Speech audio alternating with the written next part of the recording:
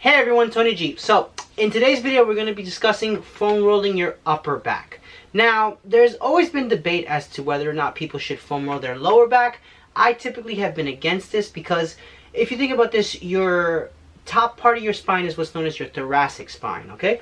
And actually, if we see here, let's get this right here, right? So this technically is your thoracic spine, right here in the blue, okay? Now, one of the things that we have to provide rigidity to this structure is our rib cage. However, for your lumbar spine, we do not have such a thing. Your lumbar spine is actually free floating for the most part. So if you were to, let's say, use a foam roller on your lumbar spine and you were to push it anteriorly or towards your stomach, the only thing stopping it would be your gut. Now, this is not a very structurally sound muscle to be applying with such force. That being said, it can increase our lordotic posture, which tends to increase back pain. During it, you're going to feel good because you're getting a nice relaxed, loose effect that the parasympathetic response that foam rolling tends to have on people. However, you could be doing more damage to your spine. You could increase disc herniation depending on whether it's forward or backwards. So that being said, the risk is not quite worth the reward, especially when it comes to foam rolling your lower back. So I would typically say stay away from it for the most part. Just don't do it, okay? If you were to kind of measure your back, you typically want to go to where just before your rib cage ends, and that's it. That's where you want to go, okay? So be it from the rib to the top of my spine. Now, when you're doing this, you also want to provide stability for your cervical spine because, similar to your lumbar spine, it doesn't have the rigidity that our rib cage has. So what I'm going to do is I'm going to take my hands, I'm going to cup my cervical spine, making sure that my head is not in a flex position, but it's actually relatively neutral because you don't want to cause any tension to your C7 T1 junction. You actually want to keep everything nice and neutral. All right. Get my timer going. We're going to set it up mid-back, being this is the absolute lowest position. If I was to go on my ribs, I follow my ribs straight down. That is literally where the roller should stop. Never do the lower back. Okay, I'm going to say it again. Never do the lower back. I can be one of those people. Now,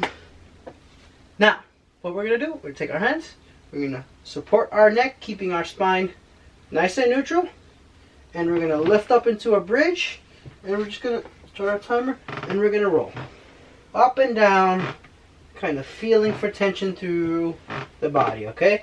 Now, if you were to be in a kind of flexed crunch position, you're going to definitely feel a little differently as compared to just relaxing your spine into the roller, okay? And I'll even go as high as just to the top of my shoulder blades, kind of relax. And forth, okay? Now, as you're doing this, you're scanning for areas of tension, okay? Right there, okay. So about mid-spine, I got some tension in there. What I'll do is I'll stop on the area, and I'll just do slow oscillations, kind of like a bear trying to scratch his back. Just trying to work the kinks out of my lower back. Work on loosening it up.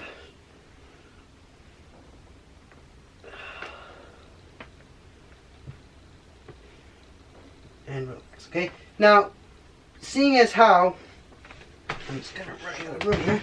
Seeing as how we're always on our computers, on our cell phones, just the nature of the way that work is in today's day and age, your thoracic spine and upper back tend to be areas of extremely high tension. We all have this kyphotic rounded shoulder posture, especially as we're working on these devices. So as an added bonus, especially for this video, we're going to be doing what's called thoracic extension. We're just going to work on kind of opening up our thoracic spine and just kind of increasing flexibility through the thoracic spine.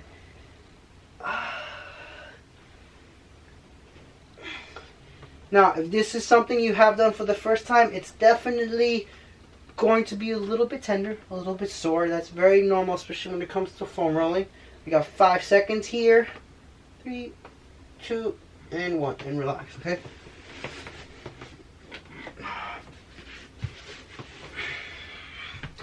And that is how you foam roll your thoracic spine.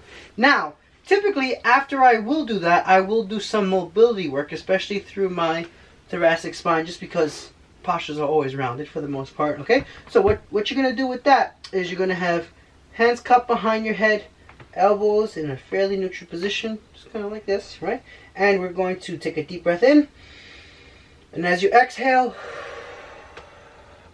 leaning back, making sure to just kind of open up the posture. You should feel a stretch. Sometimes you can actually get a pop or a crap, or what's known as a crepitus, of the joint. And relax, okay? Now typically when you are leaning backwards, you don't want to hyperextend your neck. You actually, again, want to keep your head in a nice stable position. Hands are supporting it. We're not crunching the neck because this can actually cause neck tension. We're just having our hands support our head, elbows together in a nice neutral position. And we're leaning back for about anywhere from 10 seconds. We could do 10 of them, right? We're just going to take a deep breath in. And as we exhale,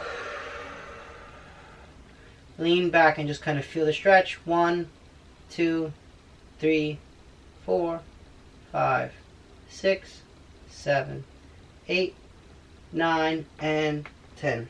Again, if as you're doing this you're getting numbness, dizziness, tingling, stop. This is not normal.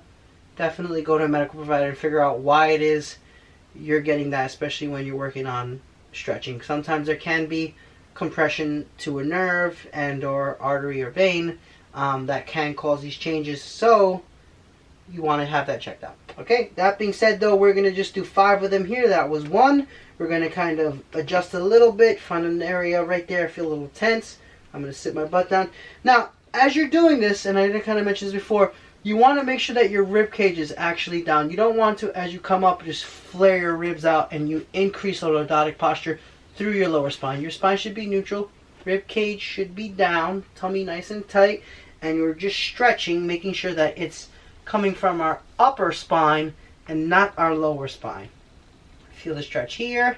1, 2, 3, 4, 5, 6, 7, 8, 9, and 10. And come back, relax.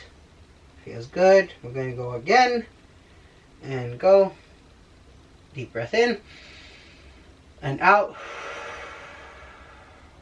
Go 1, 2, 3, 4, 5, 6, 7, 8, 9, 10. That's number 3. Relax, okay? Now, sometimes we can feel like this area is already stretched out and we're not getting much. So you can either bring the roller a little bit down, remember not exceeding the rib cage, or you can bring it a little bit up, depending on where you feel your stiffness is.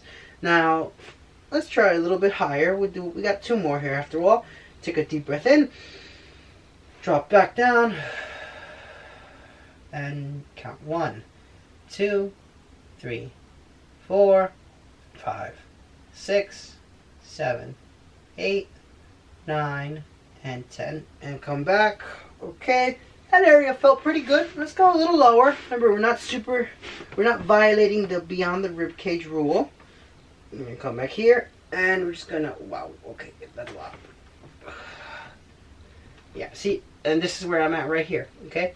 And we're just gonna take a deep breath in, and as you exhale, you drop back, and you count 1, 2, 3, 4, 5, 6, 7, 8, 9, and 10. Okay. Oh, and that's good. I feel nice and loose. Shake it out. Feels good. And that, everyone, is the upper back foam rolling combo with thoracic mobility, okay? Give this one a try. It's going to help increase posture. It's going to just open up your posture. It's going to make you feel better. And I think it's going to help, especially with the way that we're working nowadays, okay?